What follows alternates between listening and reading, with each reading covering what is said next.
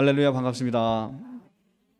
지난 시간은 우리가 연합예배로 하나님께서 주신 아름다운 자연을 만끽하고 왔죠. 너무나 복되고 행복한 시간이었습니다. 오늘은 신천지가 모르는 말씀 시리즈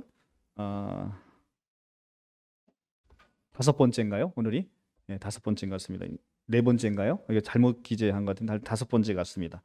오늘은 천국에 대해서 한번 보도록 하겠습니다. 우리가 이제 천국, 오늘 찬송 마지막 찬송 했잖아요. 마지막 찬송 슬픈 마음 있는 사람이라는 찬송의 91장에서 보면 예수의 이름은 세상의 소망이요 예수의 이름은 천국의 기쁨일세라고 합니다. 예수의 이름은 세상의 소망입니다. 여러분 믿으십니까? 그리고 예수의 이름은 천국의 기쁨입니다. 예수의 이름은 천국의 기쁨일 뿐 아니라 천국의 그 자체입니다. 자, 우리가 천국을 보통 열심히 신앙생활하고 믿음생활 잘하고 우리가 죽어서 가는 곳이라고 생각하시는 분들이 많이 있을 줄 압니다. 그런데 성경에서 이야기하고 있는 천국의 개념은 그런 개념을 뛰어넘는 차원입니다.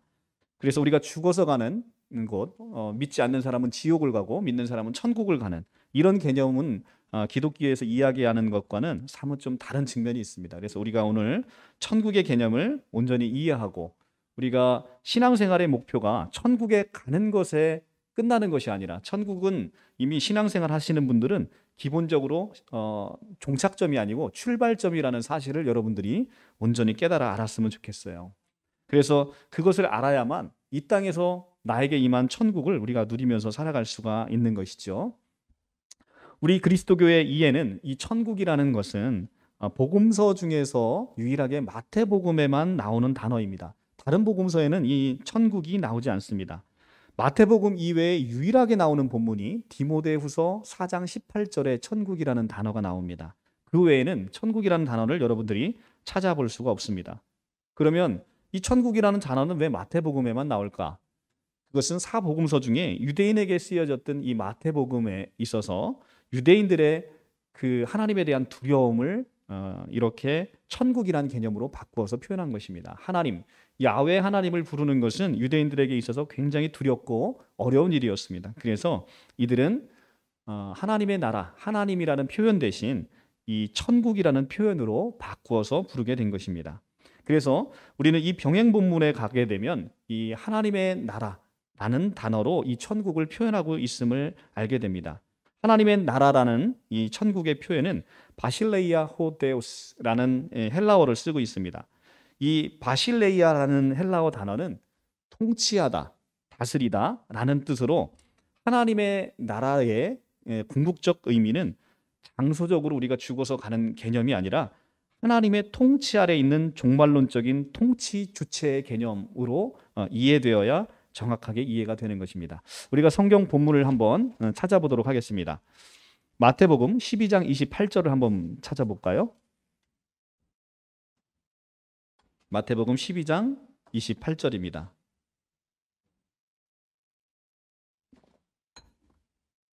바알세불 논쟁과 관련해서 예수께서 하신 말씀인데요. 그러나 내가 하나님의 성령을 힘입어 귀신을 쫓아내는 것이면 하나님의 나라가 이미 너희에게 임하였느니라. 아멘. 하나님의 성령이 힘입어 귀신을 쫓아내게 되면 하나님의 나라가 이미 너희에게 임하였다라고 예수님이 선포하고 있습니다. 그러니까 하나님의 성령이 우리를 지금 지배하고 있는 귀신을 쫓아내는 거예요. 세상의 공중권세 잡은 자, 마귀를 쫓아내는 거예요. 그래서 우리를 그 흑암의 권세에서 건져내서 아들의 통치 아래 있는 아들의 사랑의 나라로 옮기는 것, 이것을 우리는 구원받았다라고 표현을 하고 있고 하나님의 나라, 천국에 거하게 된다라는 표현을 쓰게 되는 것입니다. 하나님의 나라는 예수께서 이 땅 가운데 가져오신 나라입니다. 아까 예수가 천국의 기쁨일세라고 얘기하잖아요. 예수는 천국을, 그러니까 하나님의 나라를 이 땅 가운데 가져오신 분이에요. 그리고 보통 이 하나님의 나라의 시작은 십자가에 예수께서 달려 죽으시고 부활하심으로 이 하나님의 나라가 천국이 시작되었다라고 모든 신학자들이 한결같이 이야기를 하고 있습니다. 그러니까 지금 오늘의 본문 마태복음 4장 12절의 말씀을 보면 4장 17절의 말씀이죠. 이때부터 예수께서 비로소 전파하여 이르시되 회개하라 천국이 가까이 왔느니라 하시더라. 이때부터는 언제입니까? 바로 마지막 이 땅의 마지막 선지자인 세례 요한이 잡힐 때, 이때부터 예수께서 비로소 전파하여 이르되 회개하라 천국이 가까이 왔다라고 선포하시는 것입니다. 마지막 세례 요한은 이 땅 가운데 무엇을 했습니까? 예수님과 똑같이 천국이 가까이 왔다라는 선포를 하고, 이제 세례 요한이 잡히니까 그 사역을 이제 예수께서 이어받으셔서 회개하라 천국이 가까이 왔다라고 이야기하시는 것입니다. 천국이 아주 가까이 왔답니다. 그러니까 이 천국은 하나님의 나라인데, 이 하나님의 나라를 우리 가운데 성육신하시면서 가져오신 분이 누구시라는 거예요? 바로 예수 그리스도시라는 겁니다. 그래서 이제 하나님의 나라, 하나님의 통치가 시작이 되는데, 하나님의 나라 통치가 시작이 되려면 뭐가 되어야 되겠습니까? 우리를 지배하고 있는 마귀가 멸해져야 되잖아요. 마귀가 이제는 내쫓김을 당해야 하나님의 나라, 하나님의 통치가 시작이 된다는 거죠. 그런데 마귀가 그러면 언제 이 세상에서 패배를 했습니까? 그것은 하나님의 십자가에서 있는 놀라운 신비죠. 마귀는 바리새인들과 유대인들을 충동해서 그들을 메시아를 잡아 죽이려고 했죠. 메시아를 잡아 죽이면 자신들이 승리할 거라고 생각을 했던 거예요. 그런데 실제는 어떻습니까? 그들이 잡아 죽인 그 일로 말미암아 마귀는 멸하게 되고 하나님의 나라의 통치가 그로 말미암아 시작이 되게 된 것이죠. 이것이 바로 하나님의 나라의 시작이고 하나님의 나라의 도래인 것입니다. 그래서 천국이 가까이 왔다라고 이야기합니다. 천국이 가까이 왔습니다. 아직 시작되지 않았어요. 천국의 시작은 언제부터라는 거예요? 바로 십자가의 예수 그리스도의 죽으심으로 시작이 됐다는 것이죠. 그래서 예수께서 십자가에 달려 죽으실 때 어떻게 하십니까? 다 이루었다라고 얘기하시는 것이죠. 예수께서 마귀의 일을 멸하시고, 그리고 우리의 선택받은 백성들을 하나님의 나라로 옮기신 것입니다. 바로 그 사건을 우리는 구원의 사건이다라고 이야기를 하고 있는 것입니다. 그래서 천국의 도래는 인자의 오심과 관련이 있는 거예요. 그리고 천국의 완성은 인자의 다시 오심과 관련이 있는 것입니다. 인자의 오심, 인자의 다시 오심. 인자의 오심으로 시작되어 있는 것이 바로 천국의 시작인 거예요. 천국이 가까이 왔다는 거예요. 그리고 십자가에서 천국이 시작이 됐습니다. 그러니까 우리는 십자가를 지금 지나서 2022년을 살고 있는 우리는 하나님의 나라의 도래를 이미 경험으로 살고 있는 그런 세대라는 것입니다. 그리고 이 천국의 이미 시작된 천국의 완성은 언제 다시 이루어지는 거예요? 인자의 다시 오심, 예수 그리스도의 다시 오심으로 이제 이루어지는 것입니다. 성경 본문을 하나만 더 보고 갈게요. 누가복음 17장의 말씀입니다. 누가복음 17장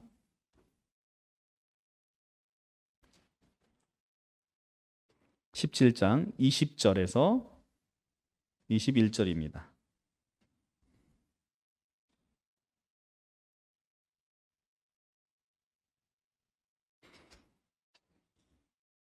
신약성경 125쪽입니다. 바리새인들이 하나님의 나라가 어느 때 임하리이까 묻거늘 예수께서 대답하여 이르시되 하나님의 나라는 볼 수 있게 임하는 것이 아니요 또 여기 있다 저기 있다 못하리니 하나님의 나라는 너희 안에 있느니라. 아멘. 자, 이렇게 하나님의 나라는 볼 수 있게 임하는 게 아니라 하나님의 나라는 우리 안에 예수 그리스도의 통치로 이루어지게 되는 것이고요. 26절에 보면 노아의 때에 된 것 같이 인자의 때에도 그러하리라 라고 말씀을 하고 있습니다. 인자의 때가 나오고 18장 8절을 보시게 되면 내가 너희에게 이르노니 속히 그 원한을 풀어주리라. 그러나 인자가 올 때에 세상의 믿음을 보겠느냐 하시니라 라고 하면서 이 하나님의 나라가 너희 안에 있느니라 하시는 말씀 이후에 계속해서 인자의 때, 그 다음에 인자가 올 때 이런 표현을 쓰고 있죠. 이것은 바로 인자의 때, 인자가 다시 올 때 천국은 완성이 되는 것이죠. 우리는 예수님의 죽으심과 부활로 이제는 사탄의 지배 아래 있다가 아들의 사랑의 나라로 옮겨졌다라고 합니다. 에베소서 2장 말씀을 한번 보겠습니다. 에베소서 2장. 에베소서 2장 말씀입니다. 신약성경 311쪽입니다. 311쪽. 신약성경 311쪽. 신약성경 311쪽. 2장 1절에서 2절 말씀을 제가 봉독하겠습니다. 그는 허물과 죄로 죽었던 너희를 살리셨도다. 그때 너희는 그 가운데서 행하여 이 세상 풍조를 따르고 공중의 권세 잡은 자를 따랐으니 곧 지금 불순종의 아들들 가운데 역사하는 영이라. 자, 지금 허물과 죄로 죽었던 너희를 살리셨답니다. 그런데 그때 너희는 어떤 자였냐면 공중의 권세 잡은 자를 따라서 불순종의 아들들 가운데 역사하는 영의 지배를 받은 사람들이라는 것이죠. 그러니까 우리는 예수 그리스도께서 이 땅 가운데 오시기 전에 누구의 지금 지배를 받고 있었던 겁니까? 공중의 권세 잡은 자. 우리는 이것을 사탄 마귀라고 부르는데 이 사탄 마귀가 우리를 지배하고 통치하고 있었다는 거예요. 그래서 우리는 허물과 죄로 죽은 영이 됐던 것이죠. 그런데 예수께서 오셔서 우리를 본질상 진노의 자녀였던 우리를 이제 살리셨다는 이야기가 나옵니다. 3절부터 보겠습니다. 전에는 우리도 다 그 가운데서 우리의 육체의 욕심을 따라 지내며 육체와 마음에 원하는 것을 하여 다른 이들과 같이 본질상 진노의 자녀였더니, 그러니까 우리가 예수 그리스도를 믿기 전에 우리의 신분은 뭐였다는 겁니까? 바로 본질상 진노의 자녀였다는 거예요. 그런데 지금은 그러니까 2장 3절에 보면 전에는 그랬다는 것입니다. 전에는. 그런데 지금 이 에베소의 이 서신을 받고 있는 에베소 교회 교인은 이제는 예수를 믿고 본질상 진노의 자녀였다가 어떻게 됐냐면 4절, 긍휼이 풍성하신 하나님이 우리를 사랑하신 그 큰 사랑으로 인하여 허물로 죽은 우리를 그리스도와 함께 살리셨고 너희는 은혜로 구원을 받은 것이라. 또 함께 일으키사 그리스도 예수 안에서 함께 하늘에 앉히시니. 자, 이렇게 우리는 그리스도와 함께 죽고 함께 우리를 살리셔서 이제는 그리스도 예수 안에서 함께 하늘에 앉히는 놀라운 일이 우리에게 벌어졌다라고 이야기합니다. 이는 그리스도 예수 안에서 우리에게 자비하심으로 그 은혜의 지극히 풍성함을 오는 여러 세대에 나타내려 하심이라. 자, 이렇게 우리는 본질상 진노의 자녀였는데 하나님께서 그 크신 사랑으로 독생자를 보내셔서 하나님의 통치 아래 통치를 받게 되는 그런 백성을 만드셨다는 것이죠. 그래서 그 백성들의 모임을 우리는 에클레시아, 교회라고 부르는 것이죠. 왜 에클레시아라고 교회를 부르나요? 이것이 세상 가운데 있다가 밖으로 불러내어진 사람들의 모임을 바로 교회라고 부르는 것이지요. 그래서 골로새서 1장 13절의 말씀도 함께 볼게요. 골로새서 1장 13절의 말씀. 신약성경 324쪽입니다.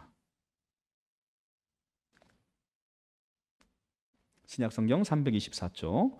골로새서 1장 13절입니다. 그가 우리를 흑암의 권세에서 건져내사 그의 사랑의 아들의 나라로 옮기셨으니 그 아들 안에서 우리가 속량 곧 죄사함을 얻었도다. 자, 그가 우리를 흑암의 권세에서 건져내사 그의 사랑의 아들의 나라로 옮기셨다라고 되어 있죠. 이게 언뜻 보면 장소적 개념으로 보이잖아요. 흑암의 권세에서 아들의 사랑의 나라로 옮기셨다. 그런데 이것은 실제적으로 바실레이아라는 천국의 개념에 비춰보면 흑암의 권세에서 아들의 사랑의 나라, 아들의 통치를 받는 자로 옮김이 되었다라는 의미를 가지고 있는 것입니다. 그러니까 이 천국이라는 것은 우리가 신앙생활 열심히 해서 지금은 천국에서 생활 못하나 나중에 죽고 나면 천국에 우리의 공로로 가는 이런 개념이 아니고 우리가 열심히 예배 잘 드리고 열심히 헌금하고 봉사해서 가는 그런 개념이 아니고 천국은 우리에게 이미 하나님의 통치로 하나님의 지배로 이미 임한 세상이라는 것입니다. 그래서 우리는 이 천국 하나님의 통치를 받는 것 이것을 내가 지금 이 시간 이미 우리에게 임한 것으로 느끼고 에베소서 2장 말씀과 골로새서 1장 13절의 말씀처럼 아들의 사랑의 나라로 옮기셨으니. 자, 시제를 잘 보셔야 돼요. 옮기셨으니 옮길 거예요, 옮기셨어요? 옮기셨습니다. 아들 안에서 우리가 속량 곧 죄사함을 얻을 거예요, 얻었도다예요. 얻었도다죠. 이미 우리에게 있어서는 자, 우리가 천국 백성이 됐습니다. 천국 백성이 됐는데 이 천국을 우리 어린아이들처럼 사탕 줄 때 네가 말 잘 들으면 요 사탕 줄 거야 라고 하면 그 기쁨이 아직 없잖아요. 그러니까 근데 우리에게는 이미 이 천국이 주어졌다는 거예요. 그러니까 우리에게 천국 백성이 됐다는 건 우리에게 참 기쁨인 것이죠. 그 일을 하신 분이 누구예요? 예수 그리스도예요. 그래서 예수는 세상의 소망이요, 예수는 천국의 기쁨인 거예요. 예수가 있는 곳에 천국이 없을 수가 없지요. 자, 우리가 찬송가 438장을 한번 열어볼까요? 찬송가 438장. 찬송가 438장을 한번 열어볼게요. 이 가사를 잘 음미해 보면 우리가 하나님의 나라, 천국이 어떤 개념인지가 확 이 찬송 가운데 있습니다. 찬송은 이렇게 부르고 우리가 천국을 죽어서 간다라고 생각하게 되면 이 땅에서 나의 공로가 부족하면 내가 천국 백성이 못 된다는 불안감에 쌓여 있게 되는 것이죠. 그러면 우리는 구원의 확신이 없게 되고, 구원의 확신이 없게 되면 이 교회 저 교회 다니다가 이단에 미혹되게 되는 것입니다. 자, 우리가 438장에 한번 찬송을 한번 다 같이 불러보면서 이 가사를 잘 음미해 보시도록 하겠습니다.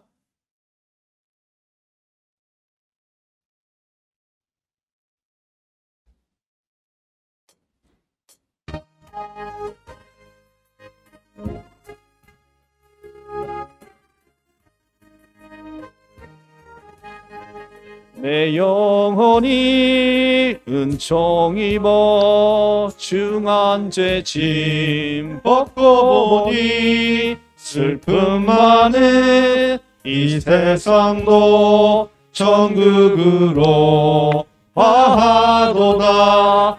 할렐루야 찬양하세. 내 모든 죄 사함 받고 주 예수와 동행하니 그 어디나 하늘나라. 주의 얼굴 뵙기 전에 멀리 되던 하늘나라 내 마음속에 이루어지니 날로 가깝도다.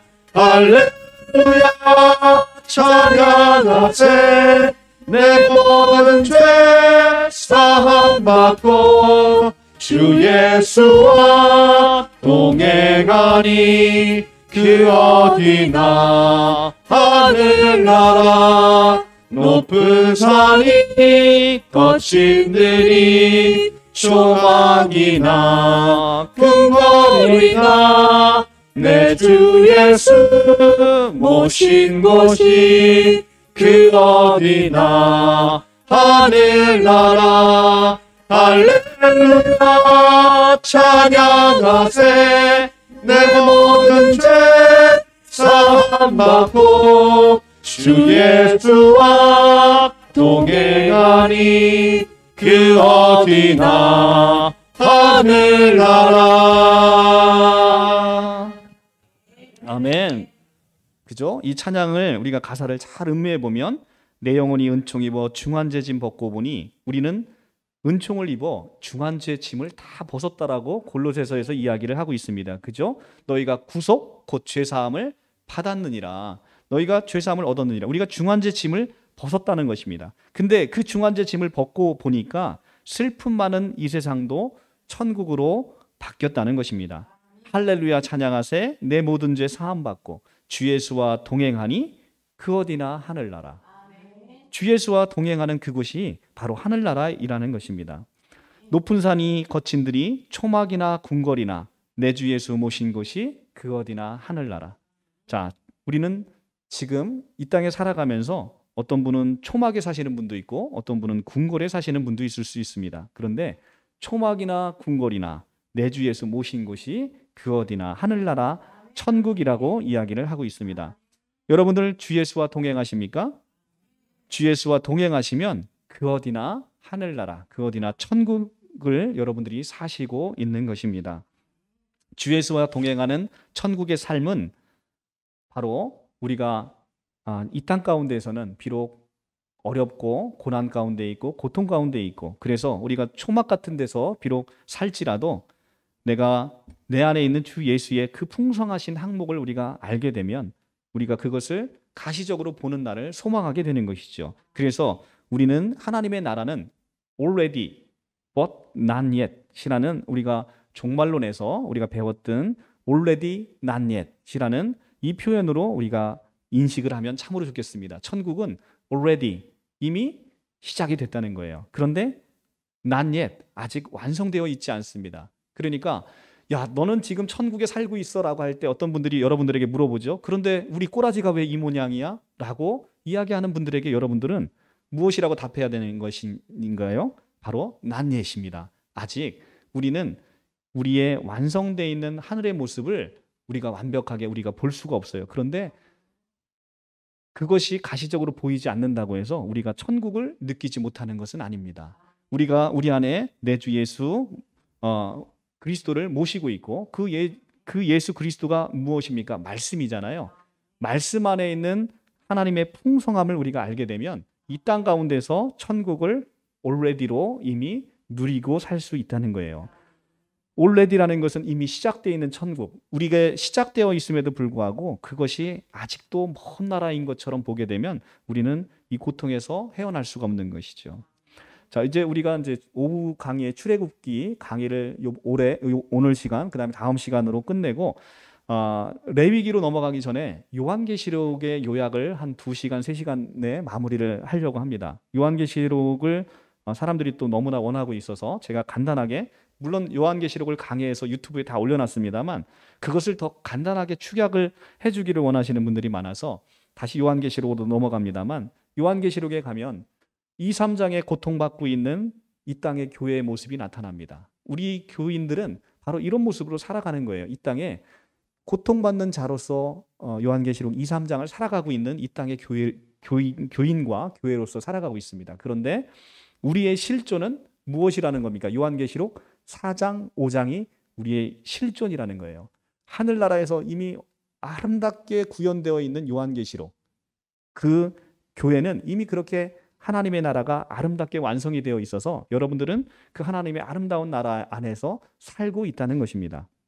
이것이 성경의 메시지예요. 그런데 하늘에 완성되어 있는 우리의 실존, 교회의 실존을 우리가 보지 못하면 이 땅 가운데 살고 있는 우리의 모습이 너무나 고통스럽고 힘들어서 견뎌내지 못한다는 것이죠. 그래서 사도 요한이 이 땅에서 고통받고 있는 교회들에게 바로 요한계시록에 위로의 메시지를 주신 것이죠. 소망의 메시지를 주신 겁니다. 우리는 그 소망의 메시지를 함께 오늘 보면서 우리에게 완성될 최후의 모습, 그 모습은 어떤 모습인지를 한번 보도록 하겠습니다. 요한계시록은 끊임없이 이 땅의 교회와 하늘에 완성된 교회를 같이 보여주고 있고, 요한계시록 21장에 가면 이제는 새 하늘과 새 땅, 그리고 새 예루살렘, 완성되어 있는 하늘의 교회를 우리에게 보여주므로 너희는 이런 존재다라는 것을 우리에게 보여주고 있습니다. 자, 요한계시록 21장 신약성경 421쪽으로 넘어가서 우리에게 완성되어 있는 완성된 하나님의 나라, 이미 시작은 됐지만 완성된 하나님의 나라는 어떤 모습인지를 우리가 함께 보도록 하겠습니다. 요한계시록 21장입니다. 또 내가 새 하늘과 새 땅을 보니 처음 하늘과 처음 땅은 없어졌고 바다도 다시 있지 않더라. 자, 바다라는 것은 무엇입니까? 우리 성서 안에서 바다는 끊임없이 우리를 괴롭히는 사탄의 거주지인 것이죠. 사탄은 계시록 13장에서 사탄의 괴수인 이 짐승이 어디서 올라옵니까? 바다에서 올라오지요. 그러니까 새하늘과 새 땅에서는 이 바다가 다시 있지 않더라라는 의미는 우리를 괴롭히는 어떤 존재도 새하늘과 새 땅에는 없다는 것입니다. 또 내가 보매 거룩한 성 새 예루살렘이 하나님께로부터 하늘에서 내려오니 그 준비한 것이 신부가 남편을 위하여 단장한 것 같더라. 내가 들으니 보좌에서 큰 음성이 나서 이르되 보라, 하나님의 장막이 사람들과 함께 있음에 하나님이 그들과 함께 계시리니 그들은 하나님의 백성이 되고 하나님은 친히 그들과 함께 계셔서 모든 눈물을 그 눈에서 닦아주시니 다시는 사망이 없고 애통하는 것이나 곡하는 것이나 아픈 것이 다시 있지 아니하리니 처음 것들은 다 지나갔음이로라. 아멘. 자, 그죠? 모든 눈물을 눈에서 닦아주시고 다시는 사망이 없고 애통하는 것이나 곡하는 것이 없는 아름다운 세상, 그것이 바로 새하늘과 새 땅입니다. 여러분들 삶 속에서 많은 고통과 눈물을 흘리셨은 줄 압니다. 그리고 지금도 고통과 애통 가운데 있으실 줄 압니다. 그런데 우리는 지금 보지 못하지만 이것들이 다 지나갔음이로라. 이미 다 지나갔다는 거예요. 그리고 이 다 지나간 곳에서 우리는 아름답게 주님과 아름다운 교제와 교통을 이루고 살아가고 있다는 것입니다. 자, 그리고 계시록 22장 9절 이하에는 이 새 예루살렘, 그 중에서도 하나님의 나라인 새하늘과 새 땅 중에서도 특히 하나님의 백성들이 하나님과 함께 사는 곳 새 예루살렘을 소개하는데 얼마나 아름다운지를 소개하고 있습니다. 온갖 보석으로 치장을 하고 있지요. 11절에 가면 하나님의 영광이 이 예루살렘에 있어 그 성의 빛이 지극히 귀한 보석 같고 벽옥과 수정같이 맑더라. 자, 여러분들은 바로 이렇게 빛이 지극히 귀한 보석과 같고 벽옥과 수정과 같이 이렇게 맑은 존재라고 우리를 하나님께서 보석과 같이 귀하게 여겨주시고 귀한 존재라고 불러주시고 있습니다. 그리고 바로 이 성은 22절에 가면 성 안에 내가 성전을 보지 못하였으니 이는 주 하나님 곧 전능하신 이와 및 어린 양이 그 성전이심이라. 하나님과 예수님이 이제 성전인지라 더 이상 우리는 성전이 필요 없는 거예요. 늘 그분을 찬양하고 경배하며 살아가게 되는 것이죠. 그 성은 해나 달의 비침이 쓸데없으리니 이는 하나님의 영광이 비치고 어린 양이 그 등불이 되심이라. 이제는 우리는 하나님의 영광으로 말미암아 늘 어둠에서 벗어나서 흑암의 권세에서 벗어나서 이 아버지의 영광의 빛 안으로 우리가 거하며 살게 되는 것이지요. 그리고 25절에 가면 낮에 성문들을 도무지 닫지 아니하리니 거기에는 밤이 없음이러라. 늘 하나님의 영광의 빛으로 가득 차서 밤이 없게 되는 것이지요. 그리고 22절에 가면 그가 수정같이 맑은 생명수의 강을 내게 보이리니 하나님과 및 어린 양의 보좌로부터 나와서 길 가운데로 흐르더라. 강 좌우에 생명나무가 있어 12가지 열매를 맺되 달마다 그 열매를 맺고 그 나무 잎사귀들은 만국을 치료하기 위하여 있더라.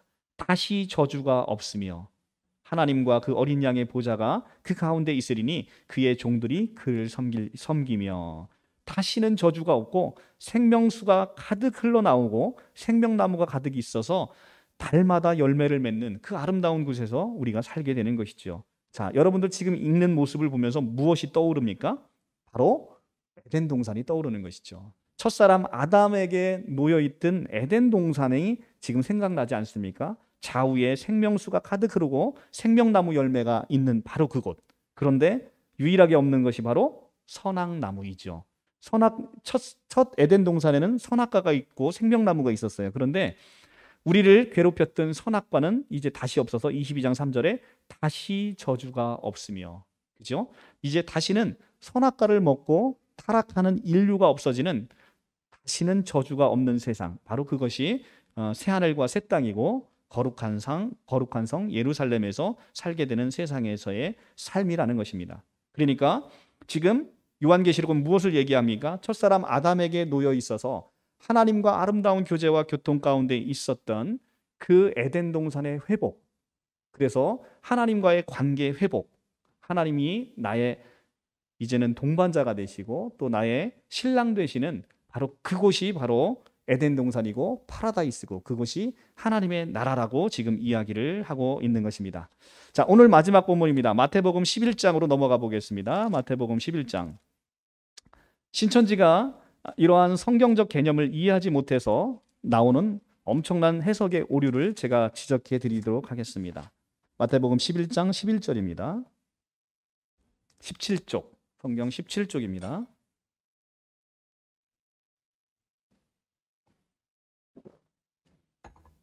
내가 진실로 너희에게 말하노니 여자가 낳은 자 중에 세례 요한보다 큰 이가 일어남이 없도다. 그러나 천국에서는 극히 작은 자라도 그보다 크니라. 자, 여자가 낳은 자 중에 세례 요한보다 큰 이가 일어남이 없다라고 얘기합니다. 모든 사람보다 가장 뛰어난 사람이 바로 세례 요한이라는 거예요. 그런데 천국에서는 극히 작은 자라도 그보다, 여기서 그는 세례 요한입니다. 세례 요한보다 크다라고 이야기합니다.